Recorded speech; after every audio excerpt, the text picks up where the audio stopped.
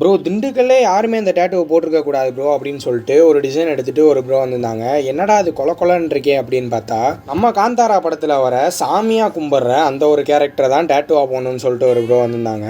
என்னதான் டேட்டு கசகசன்னு இருந்தாலும் கஸ்டமர் நம்மளை நம்பி வந்துட்டாங்கன்னா நீட்டாகவும் தரமாகவும் டேட்டுவை போட்டு விட்ருவோம். ப்ரோ ரெட் கலர்லாம் தெரிகிறது கொஞ்சம் கஷ்டம் தான் ப்ரோ, ரெட் கலர் கண்டிப்பாக வேணுமா அப்படின்னு கேட்டதுக்கு அவர் சொன்னார், ப்ரோ நான் லவ் பண்ண பொண்ணு பேர் மீனும், எனக்கு ரெட்டு கண்டிப்பாக வேணும் அப்படின்னாரு. நம்ம ஓட்டி அடைச்சிடலான்னு பார்த்தா இல்லை எனக்கு ரெட் கலர் கன்ஃபார்ம் வேணும் அப்படின்னு சொல்லிட்டாங்க. அவரோட ஸ்கின் டோனும் சூப்பராக இருந்தனால தரமாக ரெட் கலரை போட்டு ஒயிட்டையும் போட்டு டேட்டுவை ஃபினிஷிங் டச் வந்தாச்சு.